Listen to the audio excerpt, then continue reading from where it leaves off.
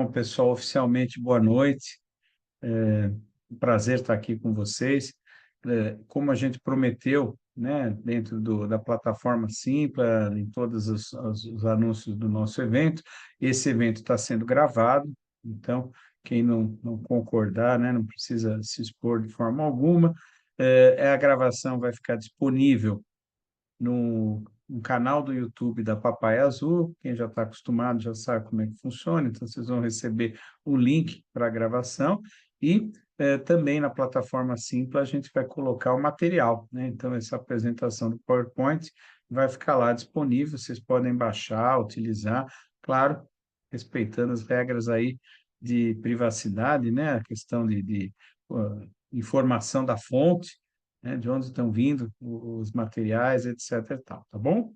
Então, hoje o nosso bate-papo ele vai ser focado num assunto extremamente interessante que eu gostei muito, foi uma provocação que a gente recebeu de um cliente nosso, o Hospital da Criança de Brasília. Vocês estão vendo a apresentação? Sim? Subiu?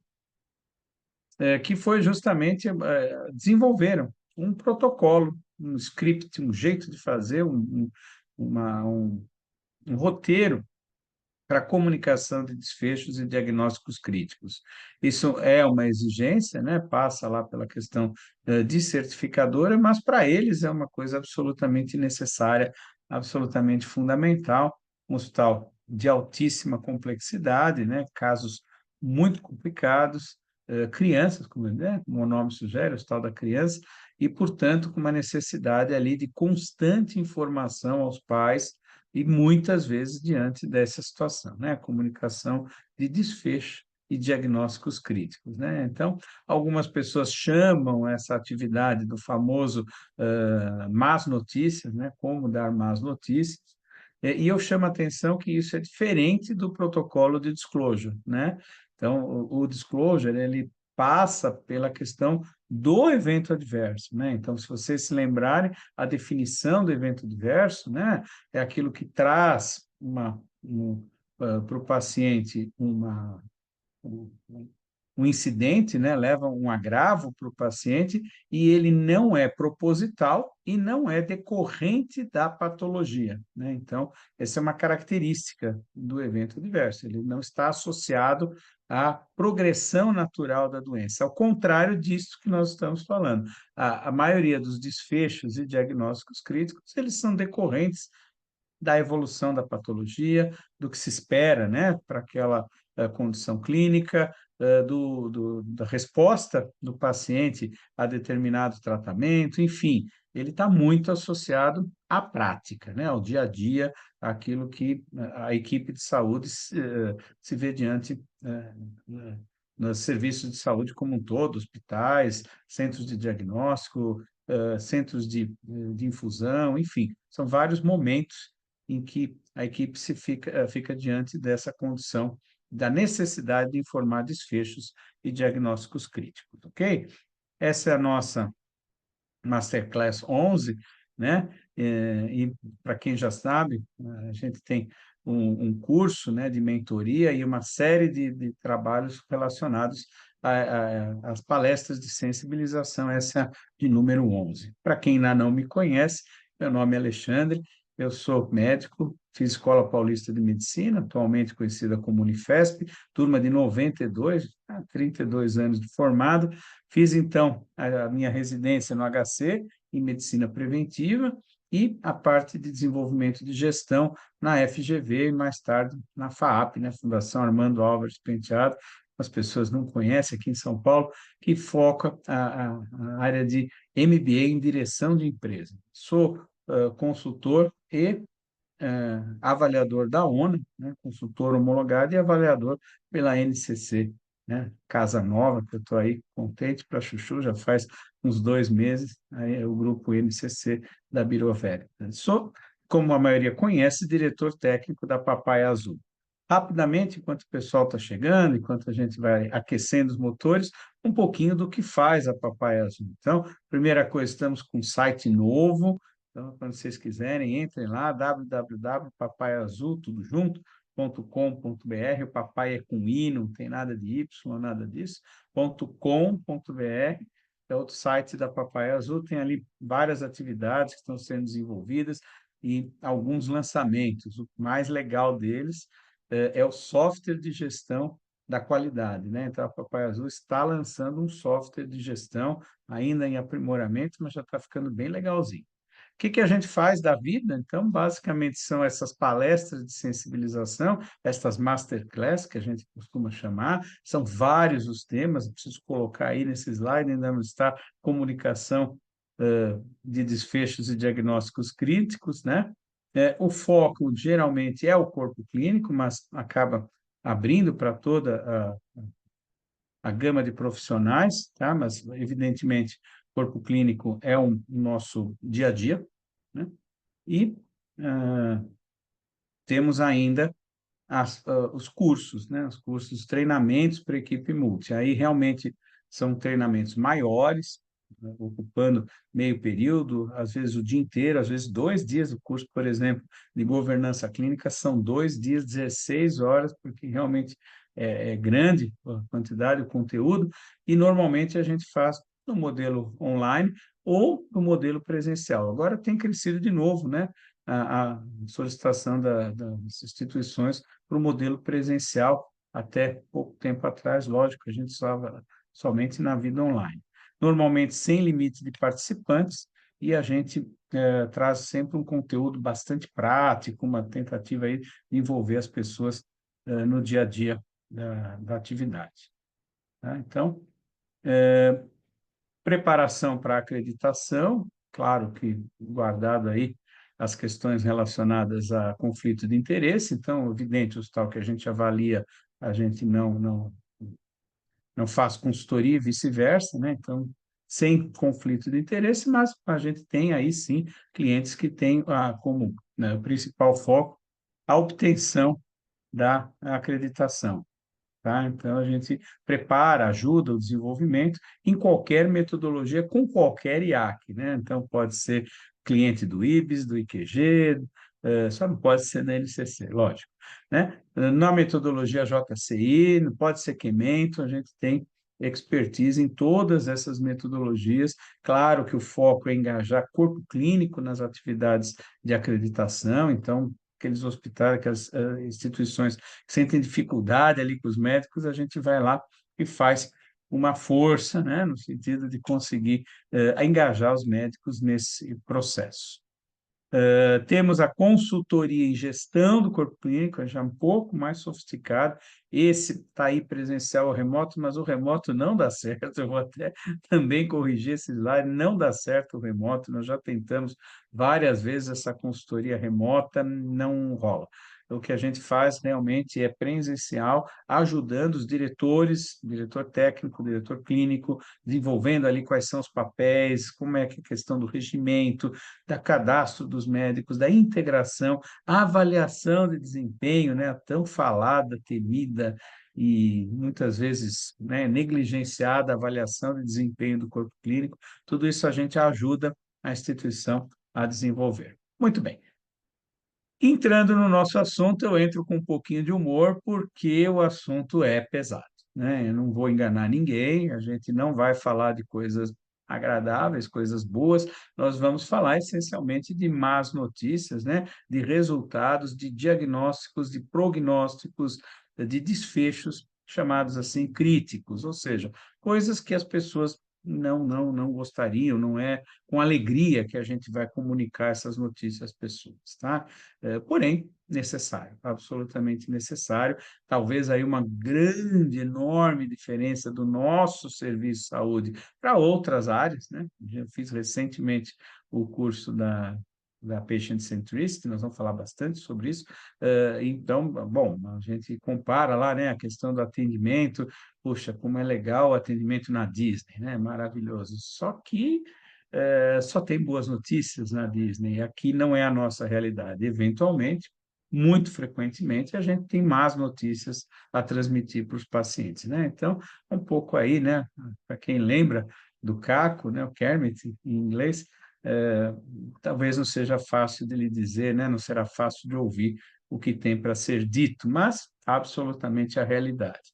Muito bem. Então, a nossa proposta hoje é conversar um pouquinho sobre a questão do modelo do IHI, qual a importância dele dentro desse nosso processo, né? Afinal de contas, o que que a gente continua falando de AAA como modelo de gestão, como modelo de atendimento, junto com esse papo todo de más notícias, de experiência do paciente, etc. Vamos falar um pouquinho só mesmo de experiência do paciente, como eu disse, é um mundo, é realmente um mundo, então tem muito assunto para ser desenvolvido, nisso.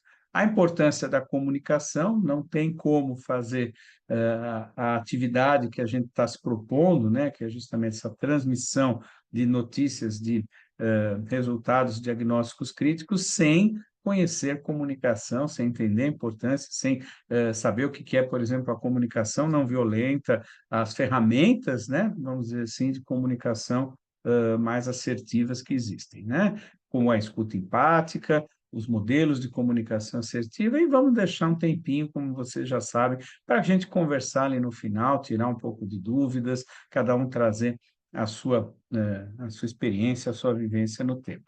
Muito bem. Então, pessoal, quando a gente fala de modelo de gestão, eu ponho entre aspas, porque, na verdade, não era um modelo de gestão que o IHI estava propondo em instante algum, foi algo para ser usado pelas redes, pelos hospitais. Na verdade, como vocês sabem, né, já ouviram falar, a proposta era alguma coisa para trazer uma certa luz, né, principalmente para a atenção básica, né, para aquela atividades da atenção primária de saúde. Então, mas acabou sendo tão bom, né, tão eficiente, que a maioria dos hospitais, dos grandes serviços, talvez não com os nomes que estão aqui, não remetendo eventualmente ao próprio IHI, mas vão usar esse modelo como os pilares da sua gestão e da sua estruturação. E é bom mesmo, né? A gente andando aí pelos hospitais, eu tenho o prazer de visitar muitos, conhecer vários modelos de gestão, só de avaliação já são mais de 90, então, e essas avaliações eles sempre mostram, né, o modelo de gestão, você acaba vendo, tropeçando no triple N do IHI. Mais um pouquinho nós vamos ver o quádruplo e o quíntuplo, né? Mas, enfim, lá no início, estou falando no finalzinho do século passado, a iniciativa tripla do IHI, ele estava propondo que, ao mesmo tempo, essa é a grande sacada, é ao mesmo tempo, as instituições deviam buscar esses três alvos, né? Então, trazer uma boa experiência para o paciente. Lá naquele tempo, a experiência do paciente talvez ainda não estivesse tão robusta, tão desenvolvida, mas, claro, a gente falava de segurança, qualidade na atenção, participação do paciente, desfecho clínico, já eram coisas que a gente trazia como parte dessa experiência, né? Melhorar a saúde da população, no final de contas é para isso que a gente está aqui, né? E entendida é a população, a sua área de abrangência, então, sei lá, se eu, a carteira do meu convênio, o bairro onde o meu hospital se insere, e ele é uma referência ali para as pessoas do bairro, a minha cidade, né? Tem hospitais que são referências na cidade, referência regional, né? Muitas vezes. Então, aquela população que ele atende, precisa mostrar, precisa ter evidências, né, de melhoria dos seus indicadores de saúde. Olha que negócio legal, né? Você ser um centro de referência, um serviço, um sei lá o quê, que melhora a saúde, os indicadores de saúde da sua população, de quem você atende. Olha que negócio bacana. E fazer isso tudo reduzindo o custo. Então, fica um negócio meio, né, meio muito, né? Eu vou melhorar a experiência, portanto, ter uma série de expertises, nós vamos ver algumas aqui, vamos conseguir melhorar a qualidade de vida das pessoas, melhorar os indicadores de saúde e reduzir custo, fazer isso com menos, né? Fazer isso com economia. Então, pensando bem, isso se torna extremamente desafiador. Tá? Já era na época, continua sendo até hoje, né? Os avaliadores, gestores da área de saúde perseguem isso de forma, com outros nomes, com outros jeitos, com outros números, mas essencialmente acabam perseguindo essas métricas. Muito bem, 2016, o IHI provoca um pouco mais o sistema, e eles são ótimos nisso, né? Uma instituição espetacular para gerar, né? Burburinho, conversa e ações do mundo, né? Então, fantástica a atuação dessa instituição mundialmente falando. Ele coloca mais uma perninha nesse triplo M, ele vira quádruplo M. Então, o alvo quádruplo, né, as metas quádruplas, as diretrizes quádruplas do IHI 2016, ele fala sobre a experiência do colaborador.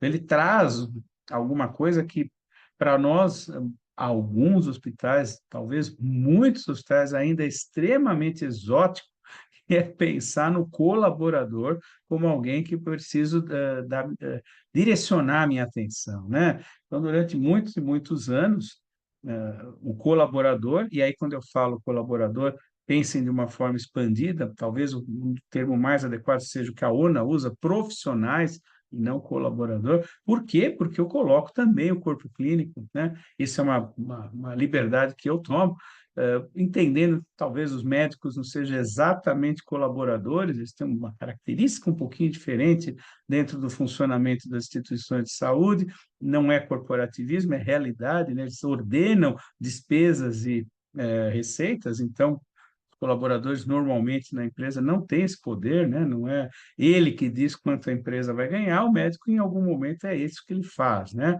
Na hora que ele prescreve, na hora que ele solicita exames, que ele solicita internação, que ele opera, ele está definindo, né, a questão de ganhos, de performance da instituição. Então, não é exatamente um colaborador, mas é um profissional. Então, puxa vida, nós temos que pensar na experiência dessas pessoas. Quer dizer, tem que fazer isso tudo, que era o que o IHI preconizava, e ainda ser bom de fazer, né? Então, é uma baita de um desafio, né, para as instituições, mas aí começa justamente todo esse movimento que hoje já está bem mais robusto. Começou lá com ter a área de descanso, né, para as pessoas, ter lá a discussão, a gente ainda vê às vezes nos grupos aí, se usa poltrona, se usa cama, se pode, se não pode ter área de descanso, quer dizer, mas de um modo geral, um olhar cada vez mais focado na qualidade de vida, na qualidade do trabalho, na segurança do colaborador, na experiência mesmo do colaborador. Ele gosta de vir no nosso hospital. Nós vamos falar um pouquinho mais para frente que, assim, a nossa instituição, ela traz boas recordações para o nosso colaborador. É isso, né? Então, quando ele está lá dentro, ele está curtindo, ele está gostando. Quando ele está lá fora, ele fala bem. Ele gosta, ele sente saudades, ele não vê a hora das férias terminar, né? Parece um negócio exótico, mas tem lugar que é assim. Muito bem.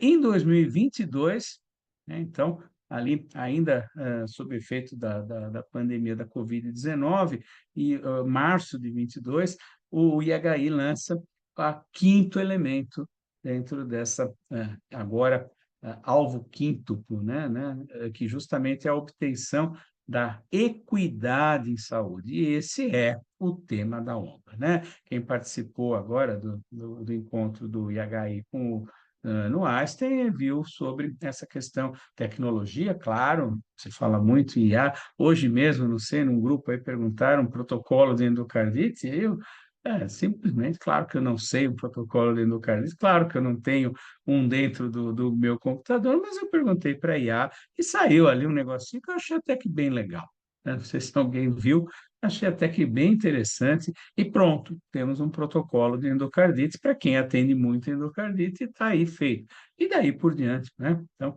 essa questão da IA é importante, mas a equidade veio com tudo, veio com um tópico muito forte. E o que que é essa tal equidade? Eu trago duas figuras, né? Diz que uma figura fala mais que 1000 palavras. Então, essa primeira, ela é da Elizabeth Tensberg, que apresentou no CONAP, se não me engano, em 2016 ou 2017, o congresso da ANAP, e a Elizabeth Tensberg é a coautora do Repensando a Saúde, junto com o Michael Porter. Todo mundo fala do Michael Porter, esquece a Beth Tensberg, mas ela é bem legal também, né? Então, ela fez lá uma apresentação remota, e ela botou esse slide lá, eu tirei uma foto e eu cito a fonte, sem dúvida ela não vai se importar, que é justamente para a gente entender a história da equidade, que para algumas pessoas é muito fácil, mas no nosso meio é extremamente complicado. Por quê? Porque a gente tem também dificuldade de enxergar diversidade. Ora, como eu posso ver equidade, que é um conceito de modular o meu serviço às diferenças das pessoas, se eu não consigo enxergar a diferença nas pessoas, né? Então, a área de saúde, a indústria de saúde, ainda é extremamente míope com relação à diversidade. Ela não só não enxerga, não aceita e não incorpora a diversidade, né? Eu costumo dizer, e é um exercício que eu faço, eu pego aqueles 100 notáveis, 100 mais admirados, 100 bambambam, não sei que nome tem aí, que o pessoal fala, e é impressionante, porque 85% são repetentes, quer dizer, já estiveram lá em outros momentos, 95% são homens, 100% são brancos, né? Então, não tem diversidade. É brincadeira dizer que a indústria de saúde brasileira promove, interage, ou faz qualquer ação para realmente promover a diversidade. Se a gente não enxerga a diversidade, enxergar equidade vai ser bem complicado, porque é justamente esse o conceito. Eu vou produzir, aqui no caso, as jaquetas, né, a roupa, de acordo com as diferenças que existem da minha população. Então, são jaquetas iguais, entre aspas, só que diferentes, tá? E aí o outro slide, esse eu não sei de onde veio, se alguém souber a fonte me fala, eu coloco, é justamente a diferença entre igualdade e equidade. Nossos serviços buscam desesperadamente a tal da igualdade. Então, vamos fazer protocolos. Exemplo, protocolos são ótimos, são excelentes. Eu acho fantástico, eu ganho dinheiro com eles. Então, eu só falo bem dos protocolos. Porém, muitas vezes a ideia do gestor é essa: eu quero dar igual para todo mundo. Eu vou fazer um serviço flat. Aqui todo mundo é tratado igual. A gente escuta isso, né? E as pessoas se vangloriando disso, no sentido de que, olha que bom, nós tratamos todo mundo igual. Olha, quando você trata igual, o exemplo é espetacular. Algumas pessoas ficam bem acomodadas, para alguns sobra, para outros falta, e alguns não têm acesso algum. Herol, né? Que é a questão ali, por exemplo, do cadeirante. A hora que você pensa em equidade e eu modulo o meu produto diante das necessidades da pessoa, eu atendo todo mundo. Esse é o ponto. Então, isso é o grande desafio que as instituições estão enfrentando agora. E o que que isso tem a ver com as tais das más notícias, né? Porque, essencialmente, a hora que você envolve o colaborador e a hora que você pensa em modular serviço em cima do que as pessoas realmente têm de diferença, de coisa e tal, tem tudo a ver, né? Porque, primeiro, a gente passa a enxergar o paciente. E essa é uma grande dificuldade, a gente passeia pelos serviços. Ontem, ontem ou antes de ontem, eu estava numa oficina de plano terapêutico, uma atividade que a gente faz totalmente indoors, né? Totalmente dentro do serviço, mergulhado, passando visita na UTI, visitando as pessoas, né? As equipes em loco. E lá pelas tantas fomos discutir um caso, o paciente tinha 20 dias internado, ele tinha uma insuficiência hepática muito grave, candidato a transplante hepático, enfim, plano terapêutico para ele era melhorar a condição hepática, melhorar os resultados de exame, passar de Child 3 para Child 2, desculpa, de C para B, né? Escala de lesão hepática de Child. Era esse o plano terapêutico, então ele ia ficar mais 15 dias internado. Pronto, essa era a conclusão do time. Eu virei para o pessoal e falei: escuta, mas fala para mim, durante esses 15 dias, o que que ele vai ficar fazendo aqui? Silêncio sepulcral, do tipo, bom, ele vai ficar internado, anda quando você. Não, tá bom, legal, isso aí eu já entendi, ele também entendeu, mas ele é um cara lúcido, ele está bem, ele anda, enfim, ele vai fazer o que aqui dentro, gente, durante 15 dias? O que que vocês estão pensando para esse cara? O que que ele gosta? Silêncio de novo. Falei, peraí, o cara está há 20 dias internado, acho que era Sérgio o nome da pessoa, e vocês não sabem nada sobre ele, o que que ele gosta? Se ele curte, sei lá, assistir seriado, se ele gosta de jogar videogame, se ele tem bicho na casa dele, qual time que ele torce, vocês não sabem nada do paciente, Não, nós não sabemos nada. Então, a gente não consegue nem pensar em alguma coisa para ele fazer de bacana nesses 15 dias que ele vai ficar internado. Ah, meu Deus do céu. Então, pronto, né? Então, vamos começar a ver o paciente. O paciente não é insumo. A gente desenha processos, temos que começar a desenhar jornadas.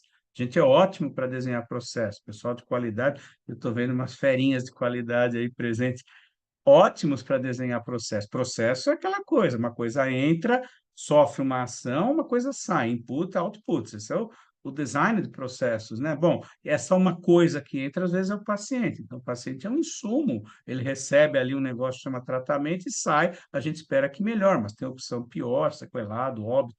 Velho, paciente não é insumo. Vamos desenhar menos processos e mais jornadas, né? Isso é uma bandeira que eu estou começando a levantar. Já falei isso num cliente e já senti um baita do incômodo da área de qualidade. Pô, peraí, mas vamos. Mas o ONU não obriga a desenhar processo, nós temos que desenhar processo.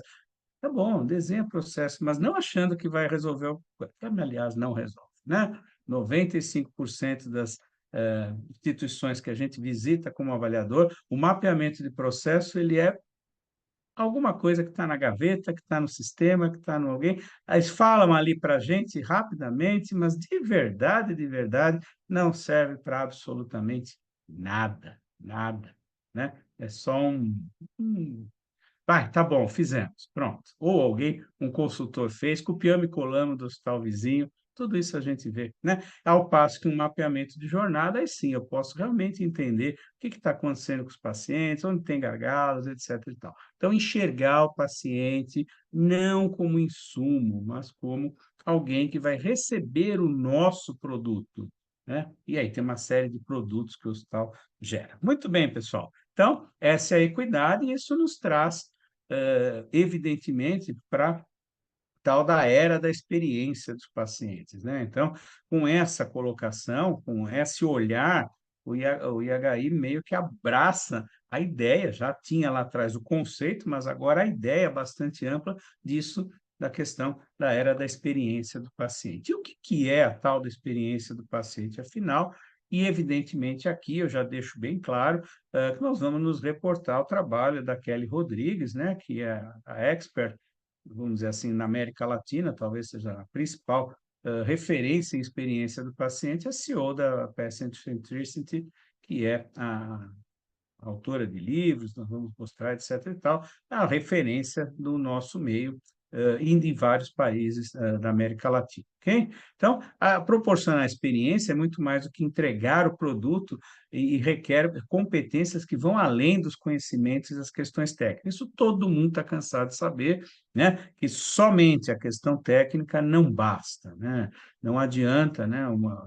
O ideal, eu ouvi uma vez, muito tempo atrás, que o ideal seria que os médicos fossem um misto de Pat Adams com Dr. House, né?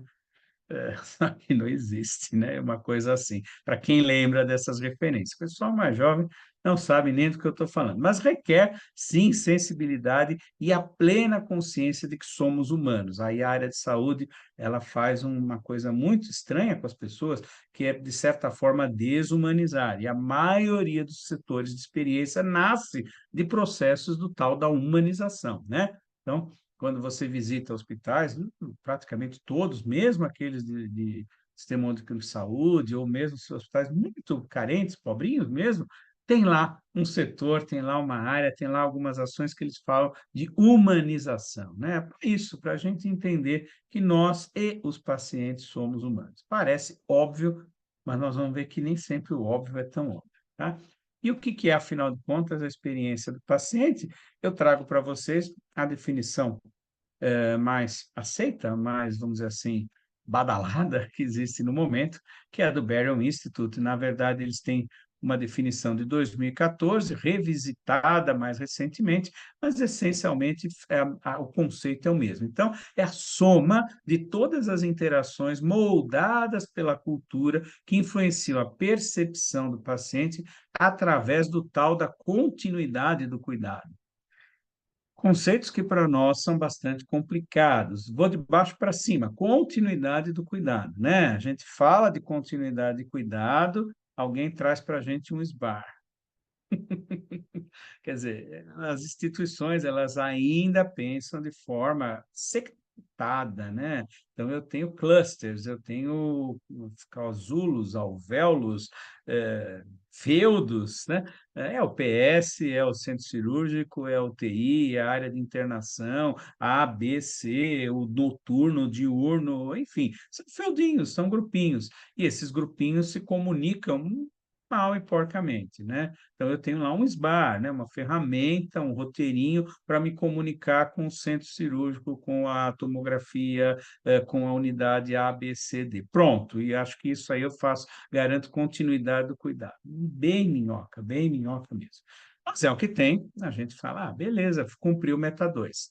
Mas ruim, né? Bastante ruim. Por quê? Porque continuidade do cuidado, eu estou falando que esses muros se acabaram, dentro e fora do hospital, né? Então, eu estou falando continuidade do cuidado pós-alta, pré-internação, no ambulatório, amarrando com a vez que ele veio no pronto-socorro porque não estava legal, acompanhando a saúde daquela pessoa, sugerindo exames conforme a idade e a genética, enfim, a, a- os riscos que aquela pessoa tem, né? Então, poxa vida, o cara é sedentário, gordinho, 55 anos, esse cara tem que fazer exame cardíaco, ele é uma bombinha relógio para ter infarto, esse cara sou eu. Entende? Por isso que eu falo. Então, velho, é isso que as pessoas precisam pensar. Continuidade do cuidado não é a transição, a transferência do paciente usando um sistema de SBAR. É muito além disso, ok? Percepção do paciente. O paciente existe e ele percebe, e ele está ligado, e muitas vezes muito mais ligado do que a gente, né? Por quê? Essencialmente porque a vida dele é o que importa para ele. E quando eu falo paciente, entenda, familiar, a cuidador, o acompanhante, enfim, toda uma aí uma equipe, né, que muitas vezes está acompanhando aquela paciente e ele mesmo, se tiver condições para tal, tá? Moldado pela cultura da organização, então, assim, a cultura da organização essencialmente é aquilo que pensa a alta liderança e transmite, né, e baixa como valor e mostra como exemplo, muitas vezes o líder tem um papo, mas faz outra coisa. Já trabalhei um monte de hospital assim, né? Tem lá a missão, visão, valores. Nossa, que maravilha, que hospital espetacular. Primeira chance que o líder tem, ele toma uma decisão e vai contra tudo aquilo. Ele esconde coisa, ele mente, ele toma partido de ações inseguras, ele prejudica propositadamente os colaboradores ou os pacientes até mesmo, né? Algumas atitudes até mesmo criminosas, né? A pessoa pratica, se ele defende, né, os valores da instituição. Isso é muito chocante. E a hora que as pessoas percebem, a cultura vai se amoldando nisso. Então, eu falo uma coisa e faço outra, né? Eu vou trazendo gente que acha legal mentir, que acha bacana enganar os pacientes, maltratar os pacientes, tirar a cadeira para ele não ter de sentar para ser rápida a consulta, né? Dar Bezetacil para todo mundo, para o cara aprender a nunca mais vir no pronto-socorro. Cultura. E você acha que eu estou falando não existe? Tem de monte, né? Procurem os PS por aí, né?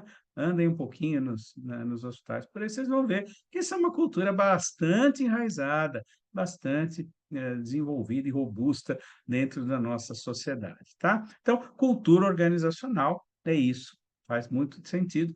Ela é muito parecida com a qualidade, no sentido de que não é bidê, ninguém mais sabe o que é isso também, mas algum pessoal mais antigo lembra, né? Aquele utensílio que lavava as partes íntimas com um jatinho de água de baixo para cima. Não, não é assim que funciona a cultura organizacional, ela é chuveiro. Mas esse pessoal ainda lembra o que é. E vem de cima para baixo e permeia toda a instituição. Então, se a sua liderança é imatura, você vai ter enormes dificuldades em estabelecer qualquer questão relacionada à experiência do paciente. Qualquer uma vai ser extremamente difícil. Lideranças um pouco mais abertas, um pouco mais dispostas a ouvir, a participar, a entender os movimentos, né, que estão caminhando à saúde, equidade, uso de inteligência artificial, etc. e tal, vão ser mais permeáveis e, obviamente, a instituição passa na frente das demais, né? Tenho provocado meus clientes atualmente essa é a minha meta, principalmente aqueles que já são ONA 3, eu falo: "Ah, que ótimo, vocês são ONA 3. O que está faltando para estar entre os 100 da Newsweek?". Só isso, né? Então tá bom. Quanto tempo vai demorar para esse hospital estar entre os 100 da Newsweek, na pesquisa, né, de melhores hospitais do mundo? Esse é o desafio, tá? O Einstein é 28. 28. Tá ruim, né? Não é bom. 28, você fala seu filho, fala: "Ah, nós estou em posição 28 na escola". Quer dizer isso, né? Não sei, ótimo, bom, mais ou menos. Eu acho que poderíamos pensar num top 20, top 10, quem sabe? Por que não? Né? O que falta para essa instituição virar top 10? Um exemplo. Muito bem. Então, e a soma de todas as interações? Interação é um nome espetacular. Por quê? Porque ela propõe pontos de contato. Então, são dezenas, talvez milhares de, ou centenas, vai, de pontos de contato que o paciente tem com a instituição, seja ela qual for, tá? Vai desde mundo virtual, eu acessei o site, eu entrei no perfil do Instagram, eu mandei lá um negócio, o robô respondeu, marquei consulta, cheguei, e isso tudo é tal da mapeamento da jornada, né? Conversei com o manobrista, ou não, estacionei o carro na rua, vim a pé, tinha um lugar para entrar, enfim. A recepção, nossa, um baita de um lugar de interação. Hoje mesmo fui no hospital, é espetacular, tal grande, robusto, está escola, importante dentro da instituição, da sociedade, né, da própria cidade de São Paulo, e aquela fila para se atender na recepção, a menina dando todo tipo de informação, todos, desde onde é o endereço, quando é a hora de visita, pacientes todos misturados, gente que quer fazer a visita para a área administrativa, misturado com o paciente, com o acompanhante, com isso, com aquilo. Um caos, totalmente caótico. Você falou, bom, essa é a primeira interação. E aí vai, aí por diante, a gente percebe, claro, a instituição tem vários mazelas, vários problemas. Muito bem, o próprio Better Institute ele vai melhorar essa definição em 2021, falando então que a soma de todas as interações, ou seja, de cada encontro entre pacientes, famílias, parceiro, força de trabalho, é impulsionada pela cultura da organização e do seu sistema de saúde, influenciando então pela percepção do paciente. A experiência ela é construída ao longo da jornada de atendimento, isso é o termo, né, que está muito na moda, e toda a amplitude do contínuo de cuidados nos cenários ambientais de constante mudança que estão situados. Quer dizer, é a mesma definição, só que eles foram trazendo outros elementos, dando um pouco mais, uma robustez maior para as terminologias, tá bom? E aqui, como eu disse para vocês, é a nossa referência quando a gente está falando Experiência do Paciente, o livro da Kelly Rodrigues, né, Experiência do Paciente, onde ela tem algumas colocações bastante interessantes. Então, a experiência do paciente é o que a pessoa vivencia em todas as dimensões, claro, física, sentiu dor, emocional, a comunicação de notícias críticas, é o que nós vamos ver, espiritual, social, o quanto, sei lá, a religião dela foi bem recebida no hospital, por que não, né? Social, né? Então, quanto ela conseguiu, né, ser entendida quanto pessoa, desde o momento do enfrentamento de sua condição de saúde, desde o início do jornada até perspectivas do futuro. Cada pessoa atribui significado especial a cada uma dessas dimensões. Aí que está a grande graça, a diferença de sermos humanos, né? E precisam ser compreendidos pelo profissional da saúde. Isso é equidade na veia, né? Como a gente viu lá as definições, né? Isso é equidade na veia, que é realmente o time, a equipe de saúde, entender que as pessoas são diferentes e que elas têm significados pessoais para cada uma dessas dimensões. E uma boa experiência, o paciente é acolhido, envolvido e entendido, né? Então, um pouco do que a gente espera, do que a gente quer, aquela história, né? Do que importa para você, etc. Muito bem. E é o que a organização faz a pessoa sentir a cada interação, né? Então, esse é um resumo do que é a experiência do paciente, numa única frase, bastante sintética, lógico, mas é isso, é o que a organização faz a pessoa sentir a cada interação, tá? Lembrando que o que a gente guarda, né, essencialmente isso é aquilo que toca a nossa emoção, né? Por isso que eu gosto muito das nossas oficinas. Por quê? Porque a gente faz sim uma parte teórica, faz lá um bate-papo, PowerPoint, mostra exemplo, fala de trabalho, fala de histórico, mostra, conta caso, mas depois nós vamos para a prática. E na hora da prática, nós estamos vendo casos que as pessoas estão trabalhando com eles. São pessoas que estão ali, né, que estão no dia a dia, são pessoas que existem, né? Não é um exemplo, não é um PowerPoint, elas estão ali. E muitas vezes a gente conversa com o paciente, com a família, e obviamente isso gera uma resposta emocional. Essa resposta emocional, os trabalhos mostram que ela pega em 95% da nossa memória, ela toma 95% da memória. Moral da história, é muito mais efetivo você fazer, por exemplo, uma oficina de plano terapêutico ou de auditoria clínica ou de qualquer outra área do que uma abordagem ali no PowerPoint, ok? A necessidade da conexão emocional entre as pessoas, isso é bastante claro, e também do colaborador, né. Então, quando a gente fala hoje de experiência do paciente, não dá para falar só dele, tem que falar também da experiência do colaborador. Se a gente tortura os funcionários, os profissionais, a gente, espezinha as pessoas, a gente trata mal, acha que todo mundo é vagabundo, acha que está todo mundo querendo aprontar, roubar, enganar, mentir, velho, você vai ter grandes dificuldades de fazer uma boa experiência para os seus pacientes, por mais que você chicoteie a sua equipe. Eles não vão estar felizes, sorrindo e agradáveis e tornando as interações momentos uau. Não vai rolar nada disso, tá? Não vai. Eles vão, mais cedo ou mais tarde, transparecer a insatisfação, vão dar umas patadas nos pacientes, né? Que não tem, a rigor, nada a ver com isso, de verdade, não mesmo, né? Eles são, quem mantém o negócio de pé, vamos colocar assim, né? O cliente, né? Mas, na área de saúde, a gente ainda tem grandes dificuldades nisso, então a experiência do colaborador é entendida como o quê? Uma abordagem centrada no ser humano, né, no conjunto de experiências vividas pelo profissional da organização através das interações dos diversos pontos de contato. É muito parecido com a experiência do paciente. A diferença é que o colaborador vem todo dia, ou vem com maior frequência, né, às vezes não. Mas, de forma geral, o colaborador ele está lá o tempo todo, então ele conhece muito bem a instituição, inclusive nas suas entranhas. Não dá para ficar fazendo falso selfie, né? Ele conhece como a empresa funciona de verdade, tá?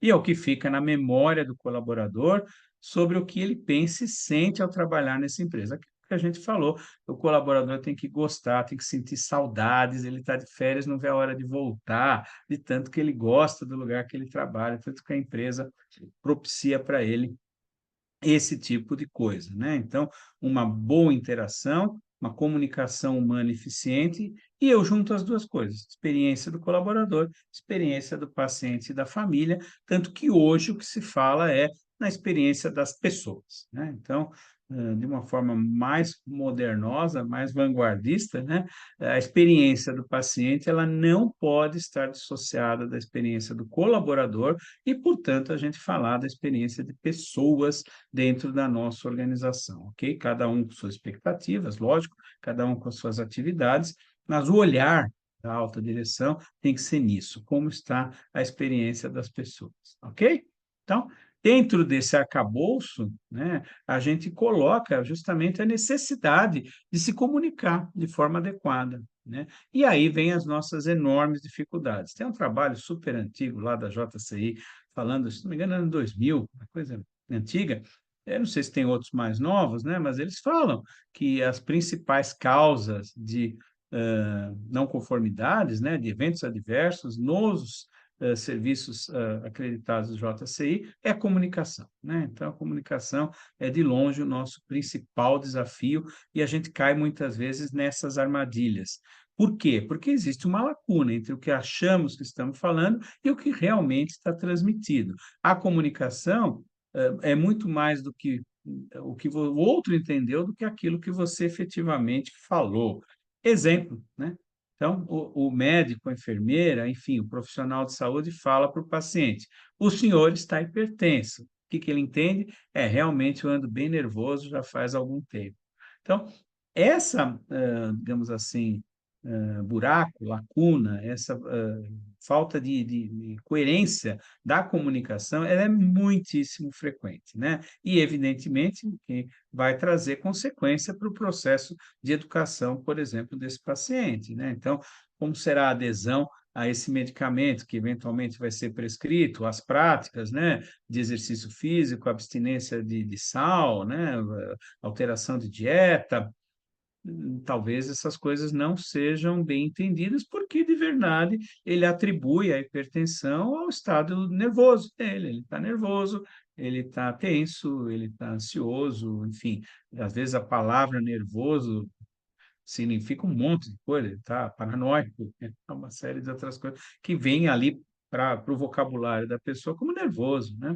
E isso, de repente, não é exatamente isso que o médico, que o profissional da saúde está querendo dizer para ele, ok? Então, o óbvio é a verdade mais difícil de se enxergar. Eu gosto dessa frase aí. Clarice Lispector é show de bola. Mas é verdade, né? Porque o que é óbvio para a gente, evidentemente, pode não ser para o outro.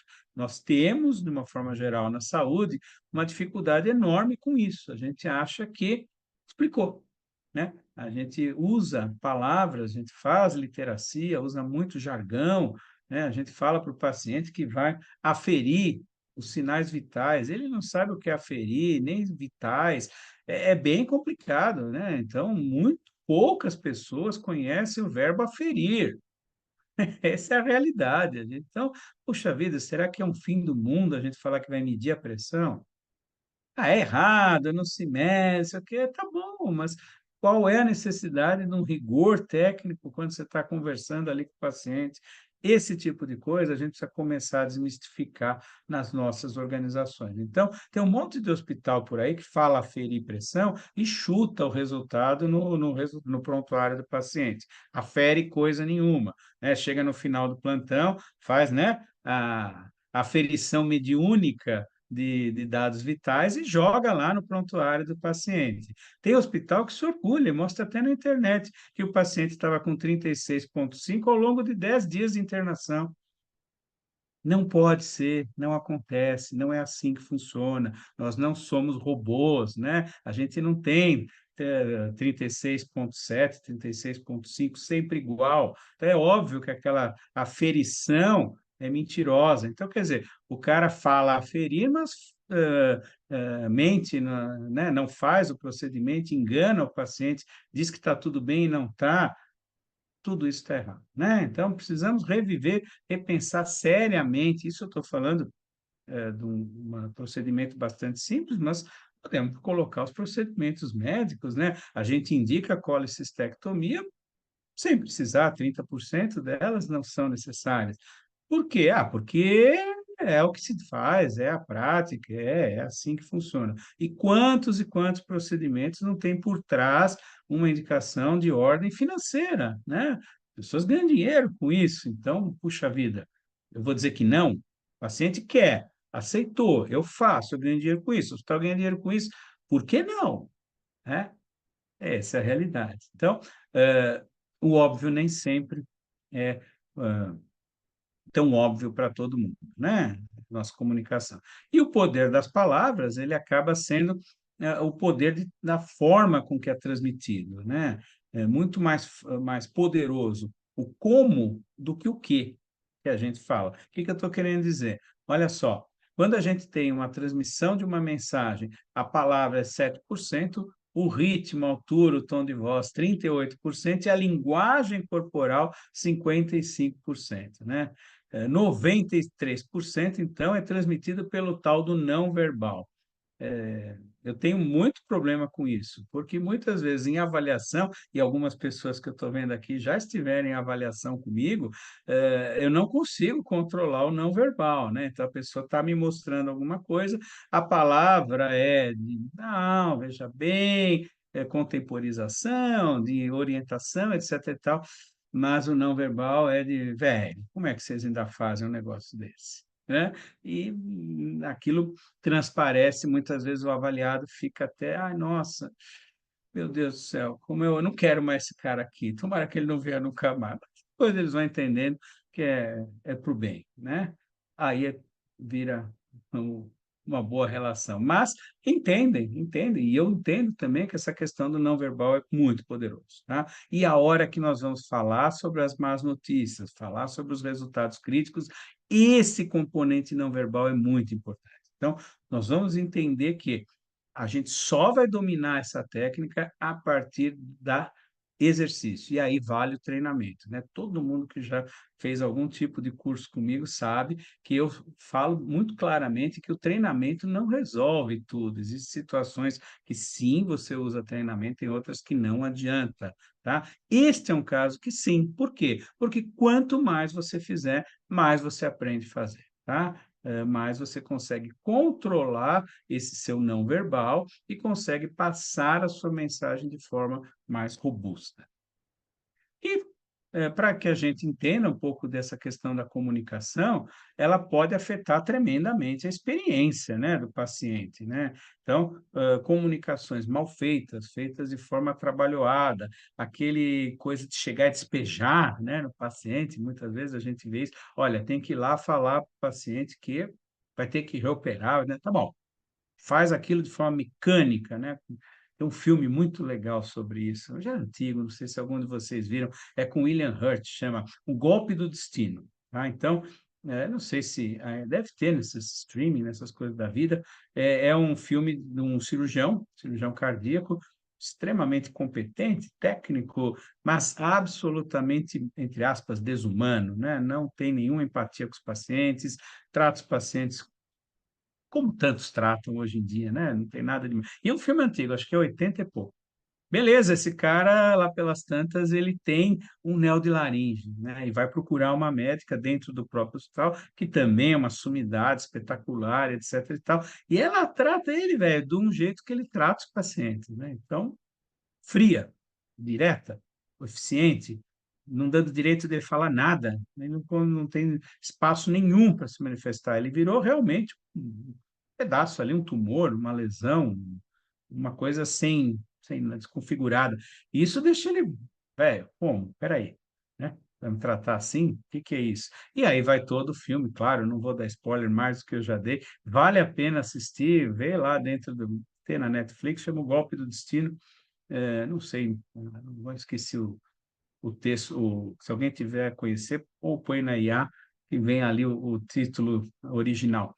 O William Hurt deve se para os anos 80. E esse filme tem uma coisa muito legal, que em determinado momento, óbvio que ele tem todo um jeito, uma transformação no jeito de pensar, ele faz um exercício com os residentes dele, né, que é espetacular, claro, hoje nem se imagina fazer um negócio desse, mas ele vai submeter cada um deles a um tipo de doença que eles atendem, que eles ficam pedindo os exames, os medicamentos, coisa e tal, durante um fim de semana inteiro. Então, eles vão ficar internados tratando uma doença fictícia, né? Lógico, mas recebendo os tratamentos e as coisas que eles prescrevem. Puxa vida, como será que isso aconteceria no mundo real, né? Mas, enfim, comunicações deturpadas, essencialmente, eles levam a prejuízo na satisfação e lealdade dos pacientes, na imagem da instituição, aumenta o risco de falhas, erros adversos, o risco jurídico e prejuízo financeiro, desperdício, retrabalho. E para os colaboradores, né, passa a fazer com que o seu hospital seja aquele lugar que ninguém quer trabalhar, que vira a última opção, tem dificuldade em manter gente, que tem uma taxa de turnover espetacular. Por quê? Porque causa prejuízo à saúde mental, risco de estresse, índice de absenteísmo, diminuição de engajamento, aumento do turnover, de licença médica, afastamento, etc. e tal. Então, muitas vezes, quando o hospital nos traz esse tipo de aflição, né, a gente lá se pergunta, será que aqui é um lugar legal para trabalhar mesmo? É só mesmo a questão de salário? É só porque realmente é longe? É porque tem um hospital maior ali do lado que as pessoas preferem? Será que é só isso mesmo? que são normalmente as, entre aspas, né, as alegações dos gestores para ter um problema ali. E faz, é óbvio, tem que fazer, né? A certificadora exige a pesquisa de clima organizacional, que muitas vezes também não serve para absolutamente nada, né? Tem lá os resultados, e, pois é, então tá, vamos fazer treinamentos. Então, um pouco disso. Entender que os seres humanos, tanto os pacientes quanto os profissionais, eles querem essencialmente ser compreendidos, sentir-se bem-vindos e acolhidos, né? Então, você imagina como fazer os colaboradores sentirem-se bem-vindos e acolhidos, né? É distribuir bombonzinho todo dia? É fazer abraçação de árvore todo dia no anfiteatro? Talvez não, né? Provavelmente não, certamente não. É um clima organizacional, uma gestão competente, com um olhar realmente humanizado, uma meritocracia robusta, onde você tenha claro o que pode, o que não pode fazer, né? Não seja conivente com pessoas de má índole, esse tipo de coisa.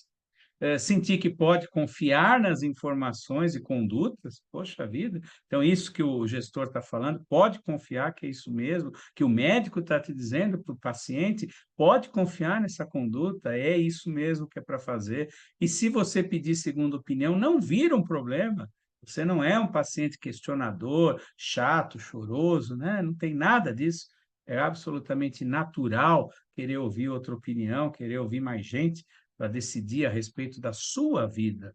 Isso não tem nada de errado, as instituições acham isso um crime de lesa majestade. Meu Deus do céu, olha o que o paciente falou, que não acredita no meu diagnóstico. Não tem nada demais. O que tem de mais, né? Então, você se sentir especial e único, ser reconhecido, né, como tendo valor para os outros, eh, faz parte, né, então, do que seria expectativas gerais para o ser humano, para a família e também para os profissionais. E aí vem esse cara e nos ajuda com uma questão extremamente interessante, que é essa questão da comunicação empática, também chamada aí por aí de comunicação não violenta, né? Então, o olhar de que a gente pode ter, e ele coloca, ele faz a sua provocação no formato de uma pergunta, né?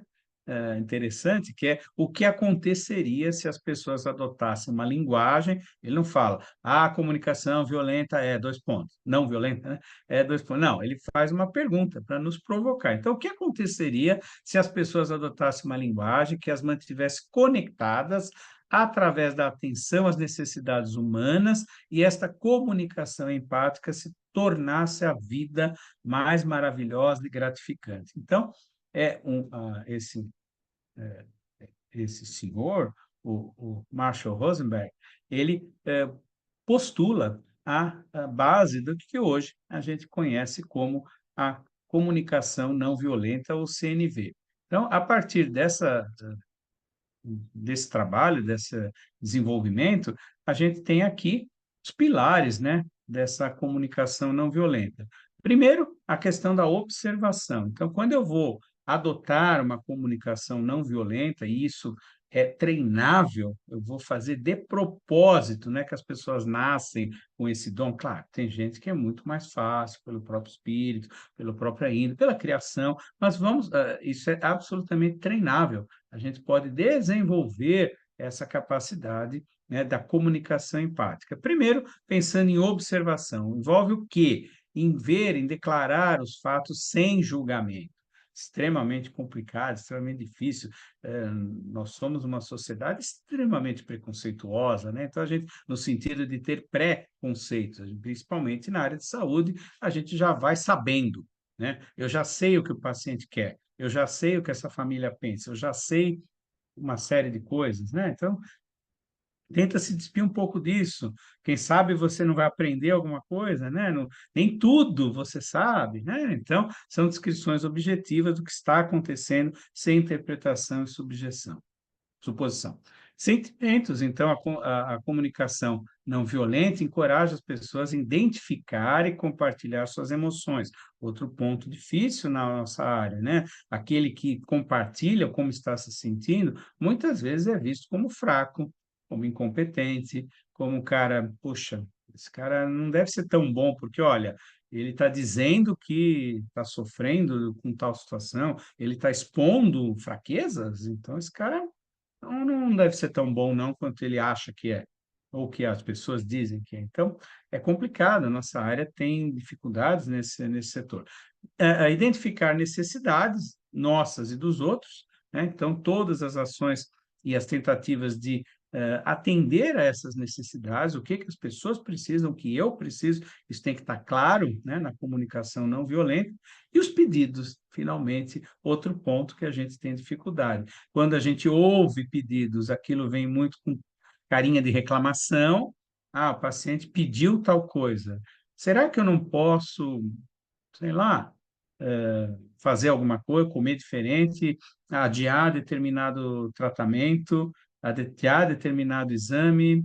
É um pedido. A gente vê como pronto, já veio causar problema, já vem causar, né? Já vem questionar, né? Ele já virou um inimigo, alguém a ser combatido, porque ele não está aderente, não está fazendo o que eu quero. Então, ele já virou um adversário, né? Então, ao invés de fazer exigências, a comunicação não violenta promove a formulação de pedidos claros e razoáveis, né? E tem como objetivo atender às necessidades e estar aberto ao diálogo. Aqui alguns exemplos que vêm dessa questão da comunicação empática. Então, a mensagem que o paciente traz, minha outra cardiologista me passou outro remédio. Isso daí os médicos geralmente escutam como uma agressão, né? Então volta para ela. Então, toma o remédio que ela mandou. Não, agora acabou, esquece sua outra, agora quem manda aqui sou eu. São frases que estão lá dentro da cabeça do médico, mas, na verdade, se ele poderia repensar essa mensagem e ouvir isso aqui, que é a necessidade oculta do paciente. Me ajude a confiar em você, meu novo médico. Ele já sabe que vai tomar o remédio que esse médico está dando, mas ela precisa se sentir confiante, né? Então, a partir do momento que a gente ouve de uma outra forma, metaboliza ali dentro com outra cara, as respostas podem ser menos agressivas, e é aí que está a base da comunicação não violenta. Isso é fundamental para a gente entender a questão das más notícias, tá? Estou com medo de fazer esse procedimento. Puxa vida, quem não fala isso, né? Quem não tem medo, tem é psicótico, né? Então, é outro tipo de problema, de patologia. Então, o que que eu quero? O que que ele está querendo dizer de verdade? Ó, me explique um pouco mais, me ajude a perceber que esse procedimento é seguro, se realmente for, né? Se não for seguro, não indique. A segurança do paciente, né, é importante, no paciente não o problema é dele. Não, não é assim que funciona, tá? Meu filho também é médico, quem não ouve isso, né? E normalmente os colegas, quando escutam, é? Então tá. E aquilo já fica do tipo, pronto, já vai alguém me ligar, perguntar, questionar, é um problema. Não, o que que ele está falando? Me aprecie por alguém na família que também é na área de saúde, como você, né? Olha, estamos criando uma aresta aí, estamos criando um ponto de encontro, melhor dizendo, estamos criando aí uma confluência. Eu também tenho alguém na saúde, né? Eu também conheço alguém médico. Que bom, não um problema, tá? Profissional, então, o colega, né? O colaborador fala para você, estou preocupado com a apresentação que vai ter para a diretoria, né? Não é para ridicularizar, minimizar, falar, que bobagem, esses caras são todos uns tontos mesmo.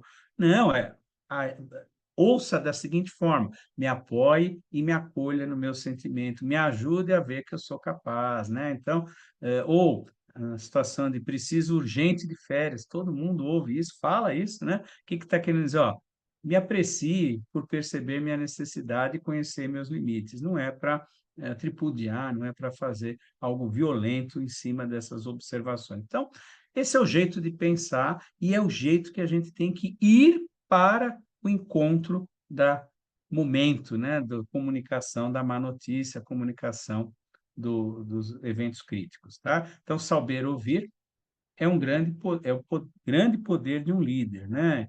E nós queremos falar mais, conseguir ouvir mais do que falar. Os melhores times, as pessoas escutam umas às outras e mostram sensibilidades aos seus sentimentos e necessidades. E aí a gente tem os diferentes tipos de escuta. Outra qualidade espetacular que a gente precisa ter na questão dos diagnósticos e desfechos críticos, tá? Por quê? Porque existem vários tipos de escuta e a gente exercita esse todos os dias, né? Então, a escuta um, que é aquele piloto automático, a escuta objetiva, a empática e a generativa, tá? O que que é o piloto automático? A escuta que não tem nenhuma utilidade. É aquele que a pessoa fala, entra por um ouvido e sai pelo outro, né? Então, dezenas, hoje, agora, nesse instante, lá na sua organização, está acontecendo o tipo de escuta nível 1. Tá? Alguém está falando, é um paciente, é eventualmente outro colaborador, com as pessoas, e essas pessoas não estão ouvindo. Entra por um ouvido, sai pelo outro, não tem nenhum bate-papo, não é conversa, é só alguém falando e ninguém prestando atenção de forma alguma. A escuta objetiva, factual, nível 2, aí a pessoa ouve o que você está falando, mas ela não ouve para construir alguma coisa. Ela está ouvindo o que você está dizendo, percebendo ali as suas palavras para contrapor, né? Isso é muito frequente quando a gente conversa com famílias e com pacientes que estão, a gente chama armados, né? Ah, então o paciente já veio armado, já veio pronto para brigar, que não sei o quê.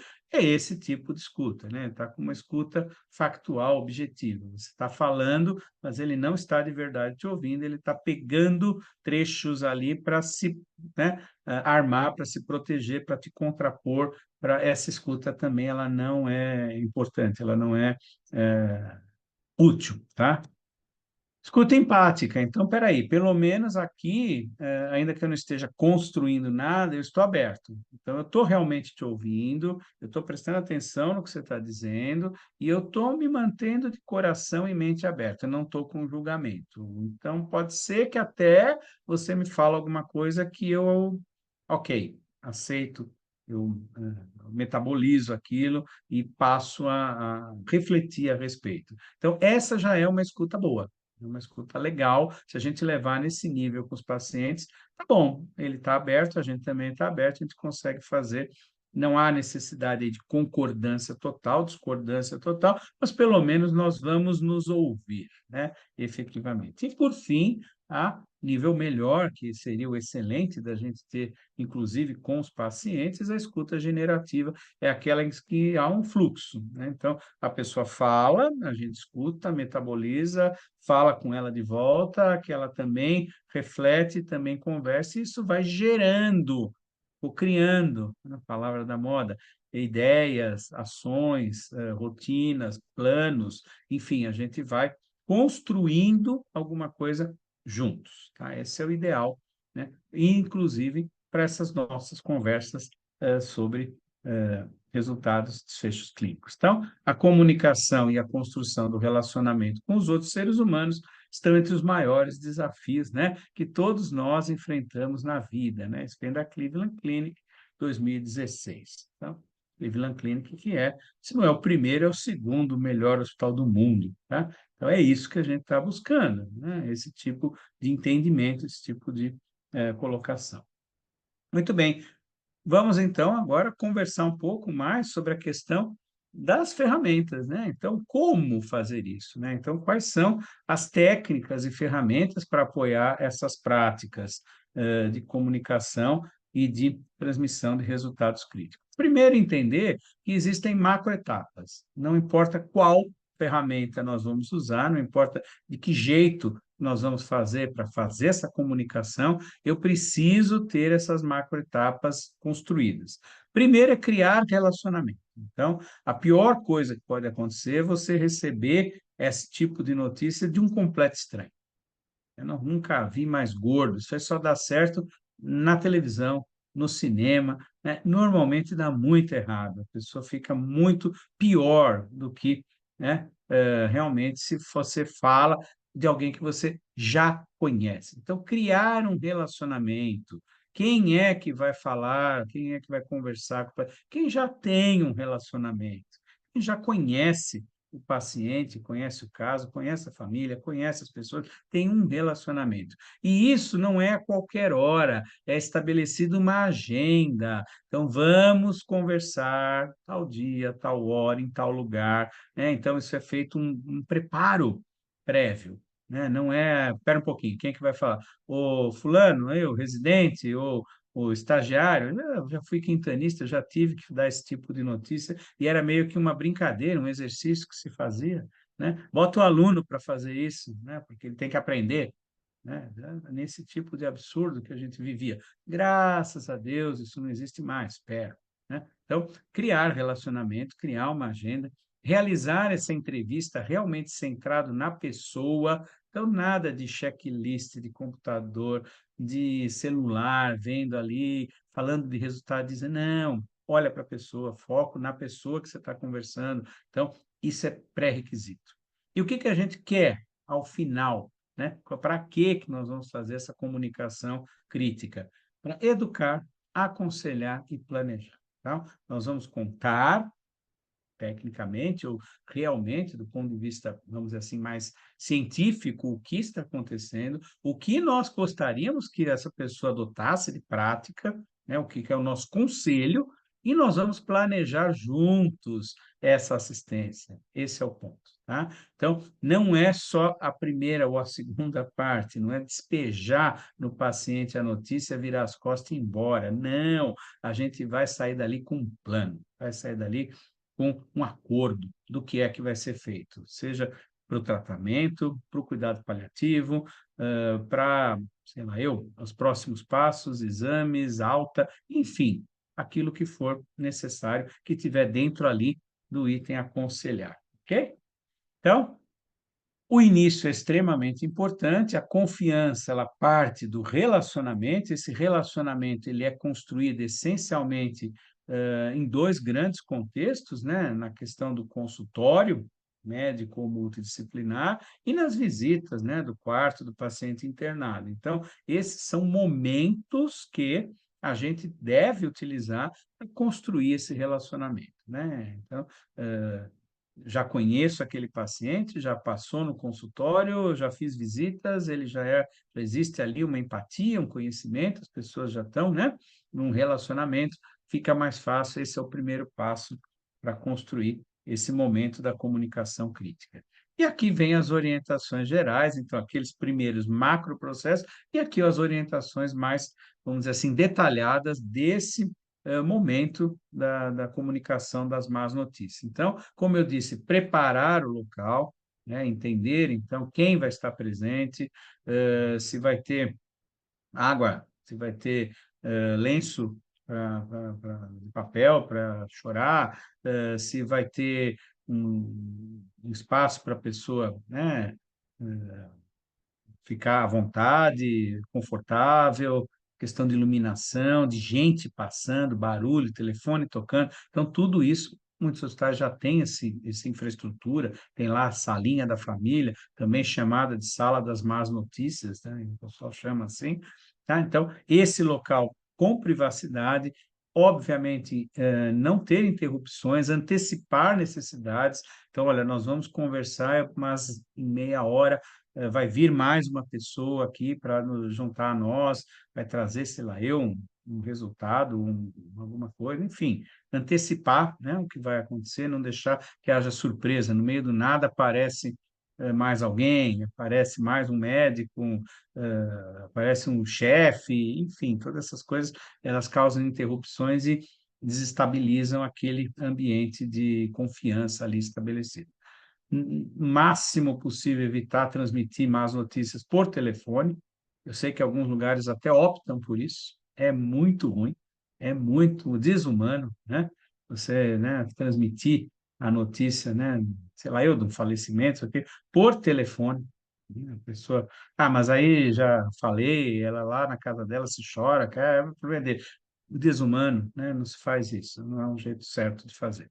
Desencorajar o jargão, então, aquilo que eu falei, conversa de uma forma que as pessoas entendam, né? Então, mesmo que não seja o mais tecnicamente correto, não é hora de tecnicismo, não é hora de primar pelo, né, o vernáculo, né? É uma hora de você criar empatia, de criar compaixão, tá?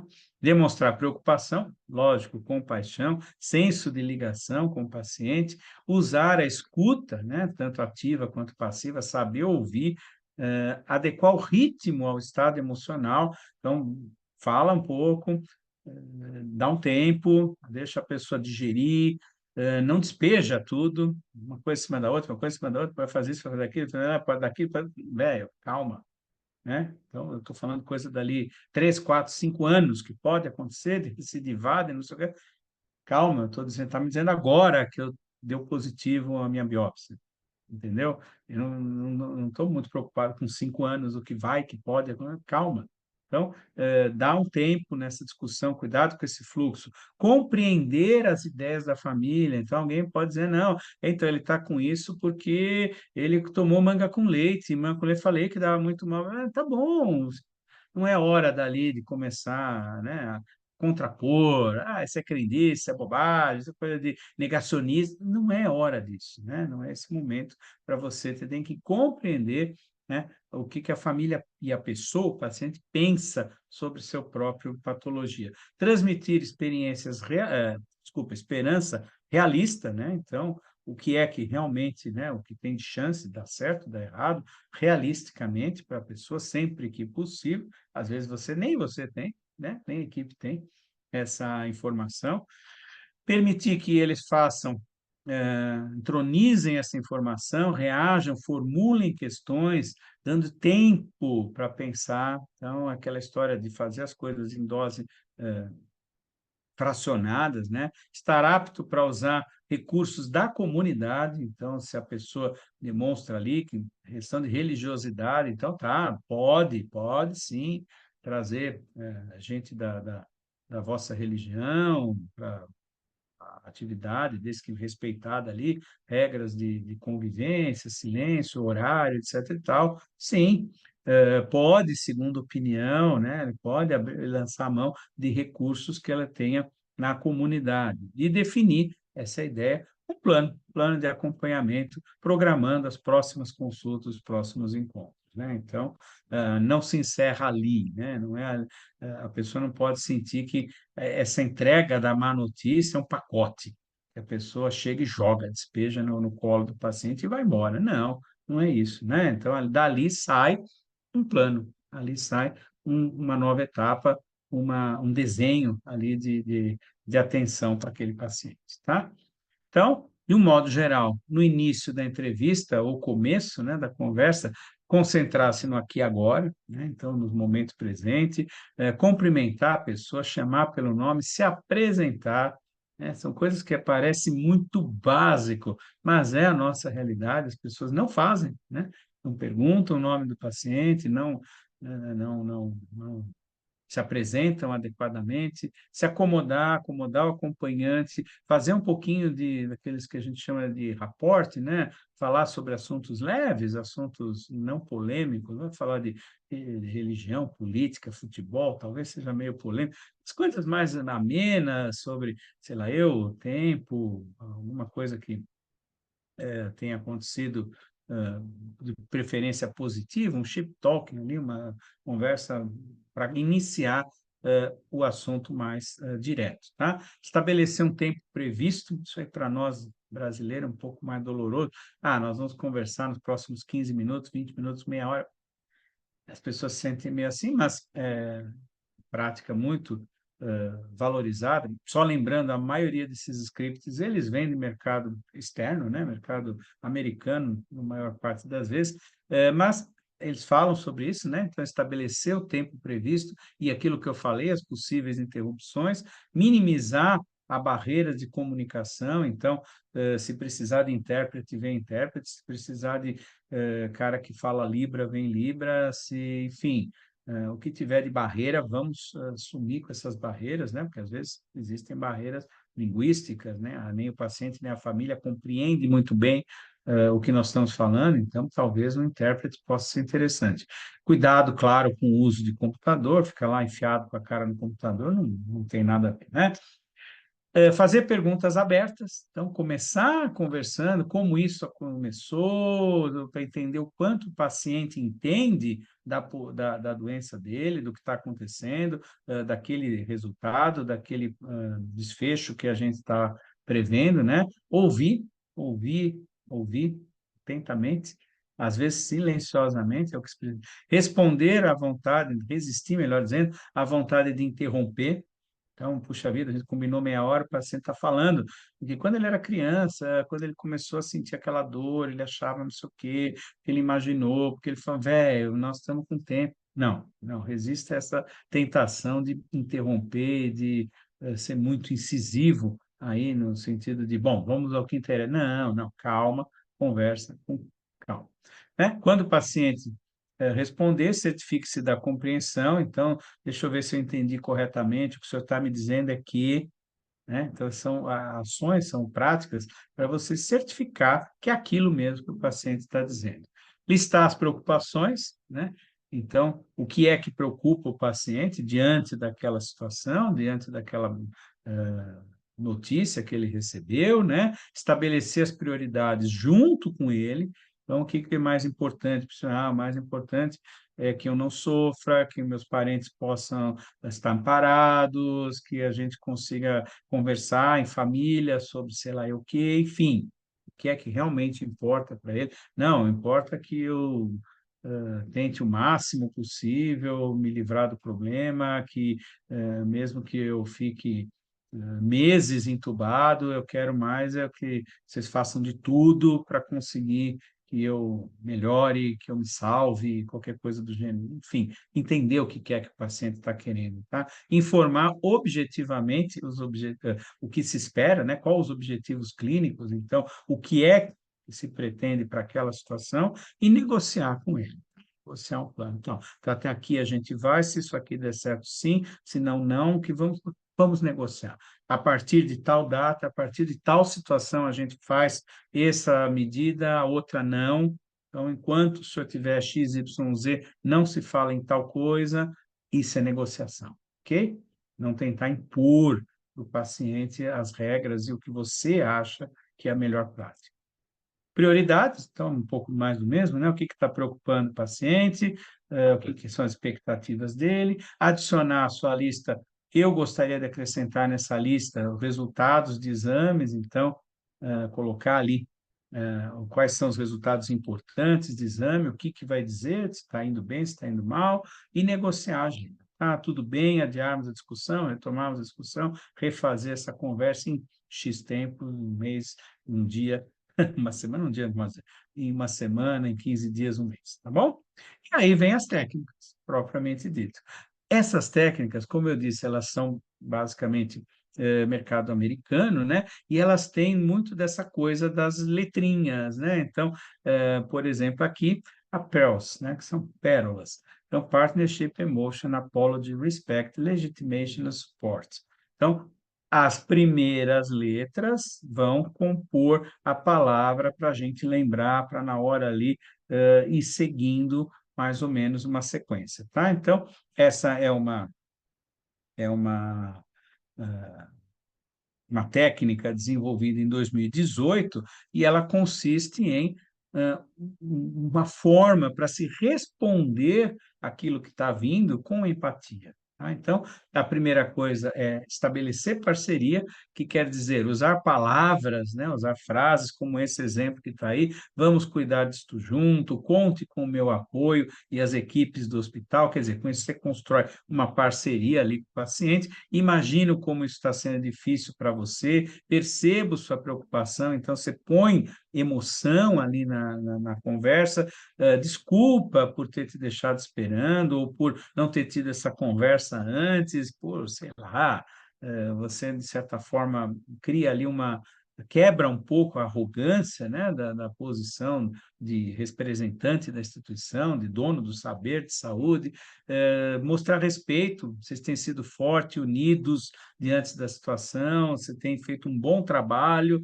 né, então eu te respeito por isso, né, pela forma com que você tem lidado com a sua doença, lidado com as adversidades, com as questões sociais, etc., que você tenha. Legitimação, olha, a maioria das pessoas nessa situação não teria feito dessa forma, né? Então, não se sinta culpada por ter tomado essa ou aquela decisão, né? De certa forma, legitimar as ações do paciente. E apoio. Então, a gente te apoia, nós e a equipe aqui estamos para te apoiar durante todo o tratamento e você não está sozinho. meio que independente do caminho que a gente vai tomar. Isso é fundamental e é muito complicado, porque se o paciente fala alguma coisa que a gente não gosta, esse ponto de apoio normalmente ele fica estremecido, né? Então, é difícil para a instituição de saúde metabolizar a ideia de que nós vamos apoiar o paciente em qualquer situação, ok? Muito bem.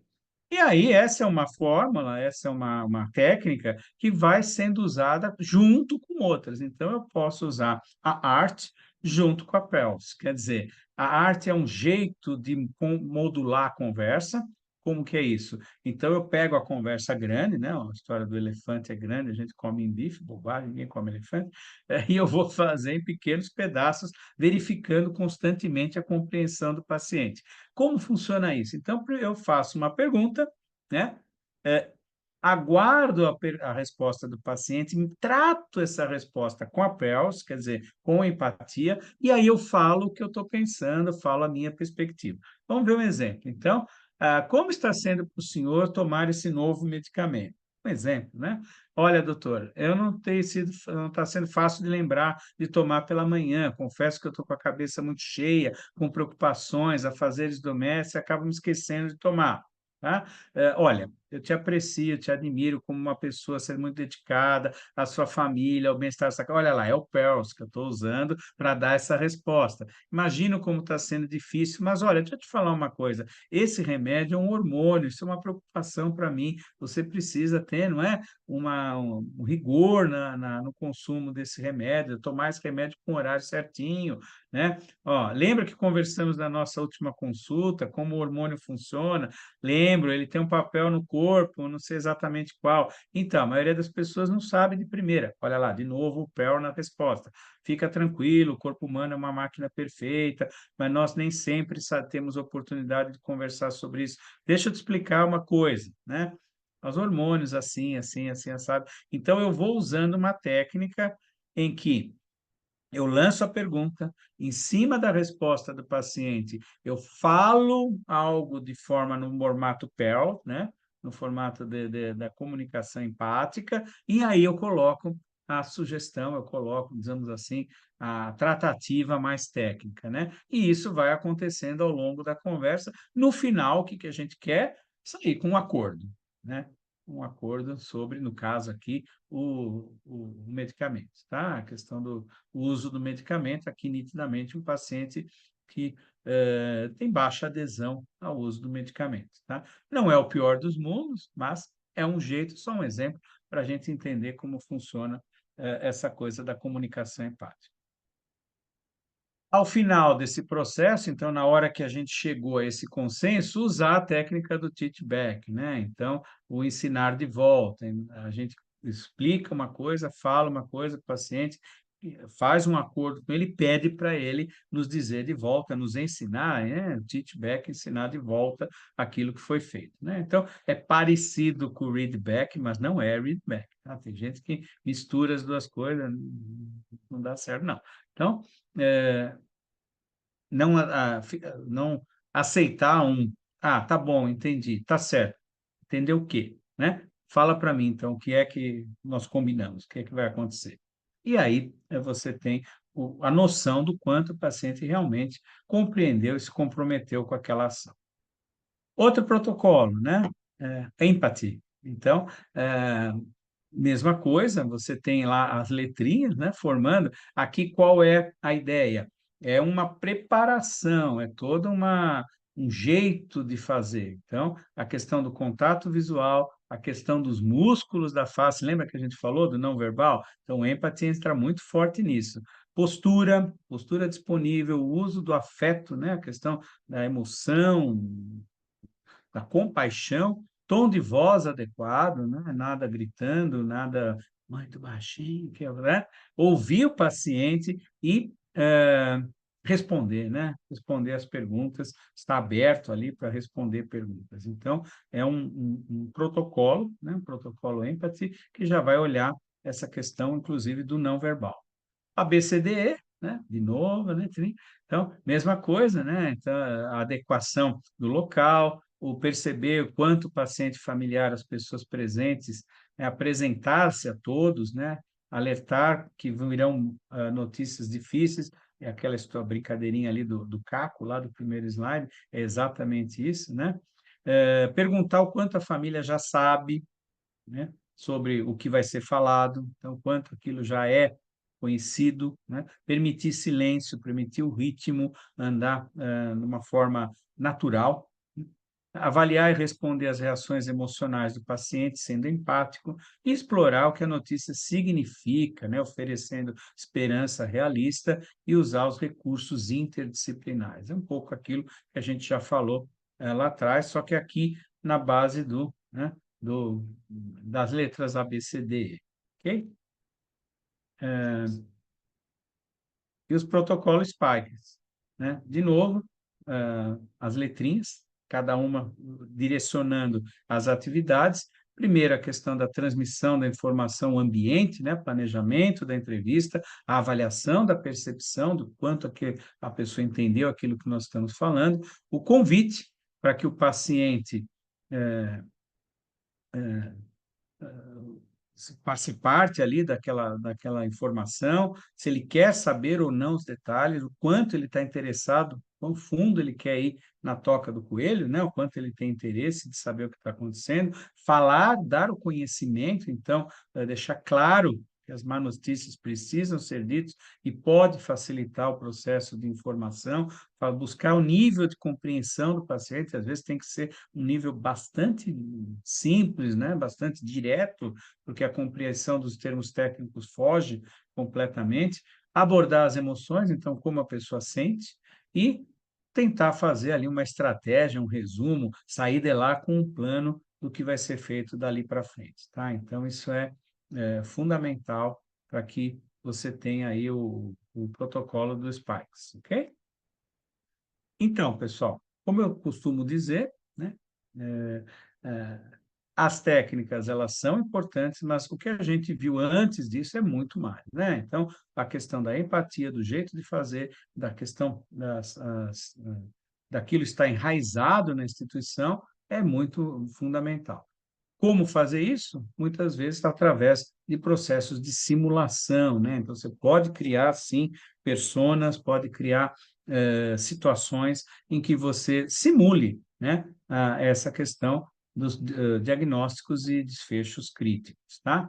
E lembrar que no mundo em transformação rápida e constante, uma das principais competências será a capacidade de aprender, desaprender e reaprender. Então, principalmente para o pessoal que já tem um jeito de fazer, né? É mais fácil fazer assim, talvez seja mais fácil, mas de resultados menos duradouros, menos robustos, ok? Então, vamos desaprender e reaprender de uma outra maneira mais correta. Para a gente encerrar, eu deixo para vocês aqui um pouco mais do que a Papai Azul faz, né?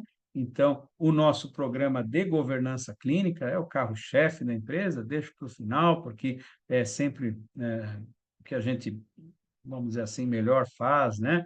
É justamente a estruturação da governança clínica nas instituições, com um enfoque bastante pesado em cima de prontuário, uso de DRG, avaliação de desempenho do corpo clínico, protocolos, auditoria clínica, plano terapêutico, né? Então, quem adquire o programa de governança clínica vai ter, sim, um profundo respaldo em cima dos pontos relacionados a plano terapêutico, gerenciamento do corpo clínico, então, aquilo que a gente viu lá na proposta de gerenciamento do corpo clínico está embutido dentro do programa de governança. Como é que ele funciona? E aqui já tentamos vários designs, esse daqui é o que mais dá certo, realmente, são as visitas quinzenais, né? Não dá certo uma vez por mês, uma vez por semana, um fica muito longe, outro fica muito perto. 15 dias é o timing ideal, sempre presencial, né? Não dá para fazer governança clínica à distância. Duração de 6 a 8 meses. A Papai Azul não é uma consultoria grudenta, aquelas que ficam anos, né, junto ao cliente, né, e às vezes até gerando necessidades para que o cliente permaneça, né, com a consultoria ativa. Então, não, a gente tem um projeto, um programa, ok, pode ser que necessite um pouquinho mais, uma renovação, mas né, não mais do que isso. E a nossa equipe tem consultores, né? Todos pelo menos 60 visitas de certificação ONA, né? Pessoal bastante experiente. A gente faz também a avaliação externa de prontuários, que é um projeto relativamente novo da Papai Azul, começou faz um ano mais ou menos atrás, hoje nós já estamos com 700 prontuários vistos por mês, né? Vários hospitais aderiram a esse modelo, que é a terceirização da avaliação médica do prontuário, né? Então, aquela história de preciso avaliar os prontuários para a comissão de óbito, para a comissão de prontuário, né, do programa de auditoria clínica, enfim, como avaliar a questão dos médicos, né? Então, pegar os médicos do corpo clínico para fazer esse tipo de trabalho, colocar a diretoria, coordenador para fazer isso, acaba ficando muito caro, muito desgastante para a equipe. Então, os hospitais, os serviços, enxergam na opção aí a terceirização dessa atividade. A gente olha a qualidade do registro, não olha a conduta, não é segunda opinião, é qualidade do registro, do que? Da evolução, plano terapêutico, sumário de alta. Para começar, né? Tem lá hospitais que pedem outros documentos, sei lá, descrição cirúrgica, coisa e tal, mas esse é o formato básico. A gente sempre procura transformar os achados em indicadores e, se houver a interface com o programa de, de avaliação de desempenho do corpo clínico, né? Então, uma coisa que a gente liga uma na outra, tá bom?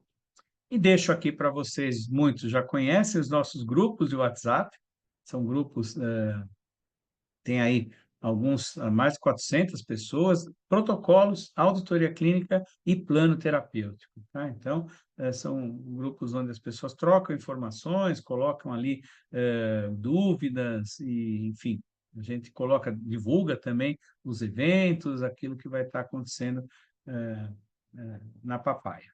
Nosso grupo do LinkedIn, né? Então, também temos um grupo ali, deve estar na casa de umas 900 pessoas participando, estão todos convidados a ingressar e a dinamizar esse grupo. Queremos chegar em 100 mil, é bem ambicioso, vamos ver se a gente consegue aí, o mais rápido possível, atingir os 100 mil participantes, 100K. E aqui eu deixo para vocês o nosso Linktree, né? Esse QR Code leva para a árvore da Papai Azul, onde tem os links para os grupos, para os produtos da Papaya. Ainda não tem do site, não preciso pôr, mas vai ter. E para a parte do grupo de WhatsApp e das oficinas, também tem ali no Linktree, tá bom? Então, eu vou, nesse momento, encerrar a compartilhamento, parar a gravação e a gente pode, então, conversar um pouquinho, se for do desejo de vocês.